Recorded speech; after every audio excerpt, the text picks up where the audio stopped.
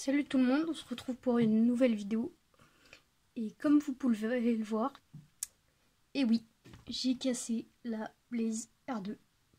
Voilà. En gros, je vais vous expliquer l'accident qui m'est arrivé. Mais d'abord, je vais vous présenter mon bureau, enfin mon atelier.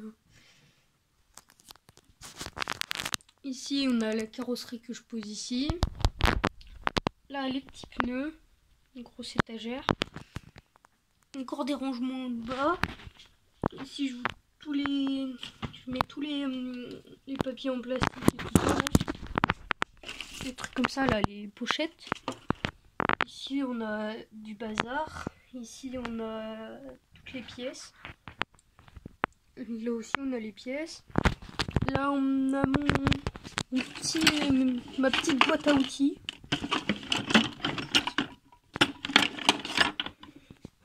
Ici, on a le chargeur. Je vous ferai une vidéo de présentation, je sais pas quand j'aurai le temps. Voilà. Donc en gros, ça ressemble à peu près à ça. C'est sûr que c'est quand même plus pratique pour travailler que par terre dans sa chambre. En gros, ce que j'ai cassé, c'est ça. En gros, c'est une petite pièce. Il y avait un truc en haut. Donc, c'est parallèle, hein, comme ça, et ça s'est coupé net. En gros, c'était c'était comme ça sur le truc. Donc, cette pièce-là, elle va comme ça. Ici, hein. Donc, dans la courroie et tout ça. Et ça va là. Voilà. Donc ça va là-dedans. Et ça tient cet arbre de transmission. Du coup, bah, j'ai dû tout démonter, hein. Des pièces ici, des pièces là. Et en gros, ce qui faisait, j'étais sur un parking. J'avais pris mes plots pour faire un circuit. Et à un moment, j'ai fait des gros sprints. Des gros sprints à la vitesse maximale de la voiture. À mon avis, c'est que ce qui a dû se passer, c'est que la force centrifuge, donc la force quand ça tourne, a dû être tellement forte que ça a dû exploser la pièce ici. Du coup, ça s'est barré. Et du coup, bah, à mon avis, ça a dû casser net, hein. Du coup, la voiture, elle arrêtait pas de drifter, donc je me demandais ce qui se passait. Et mon père avec moi, il disait oui, non, tout va bien, c'est normal. Du coup, il y a un moment, il y a eu des vélos qui sont venus. En gros, c'était sur une grosse ligne. Il y a des vélos qui sont venus. Et j'ai voulu faire la course avec eux. Sauf que je savais pas que ça s'était explosé là. Du coup, bah, la voiture, elle a drifté du côté du vélo. Et la voiture s'est pris le vélo. Donc, je vous rassure, il y a rien qui s'est passé. Juste la carrosserie, elle a pris un petit peu cher, hein. En gros, ici, il y a des traces. Et ce que je vais vous expliquer avec cette carrosserie, c'est que c'est pas une peinture Lexan. Du coup, bah, la peinture part très facilement. Du coup, c'est pour ça que j'ai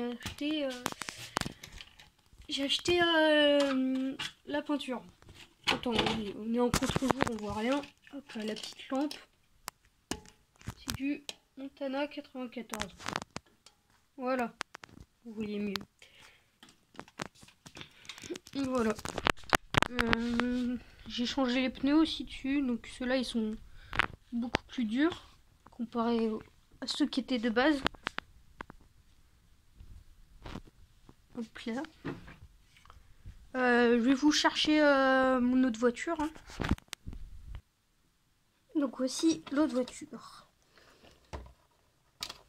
On va l'ouvrir et je vais vous expliquer ce que j'ai dû changer. et mon problème que j'ai eu il n'y a pas longtemps. En gros, j'avais un ancien variateur. C'était un Hobby King, ouais. Il me semble, je sais plus. Et en gros, j'ai voulu nettoyer ma voiture. Et j'avais vu que le variateur il était waterproof, donc je fais ah ouais, trop chouette, je vais pouvoir la passer au bain sans rien risquer. Vous sentez la connerie arriver. Et du coup en fait il n'était pas waterproof, il était splashproof, donc il résistait pas à l'eau, il résistait aux éclaboussures. Du coup mon père m'en a racheté un autre. Et voilà. Ce qu'on peut dire. Ah ouais, hein, elle est un peu dégueulasse. Mais bon. Donc je vais essayer d'économiser pour changer l'huile dans les amortisseurs parce que là c'est vraiment très très mou. Hein. Bref, voilà. Donc, une petite vidéo explicative de comment j'ai cassé la R2 et de mon atelier. Voilà. N'hésitez pas à lâcher un commentaire, une question. Peut-être que s'il y a cette question, je ferai une vidéo où je réponds à vos questions. Et puis on se retrouve pour de nouvelles vidéos.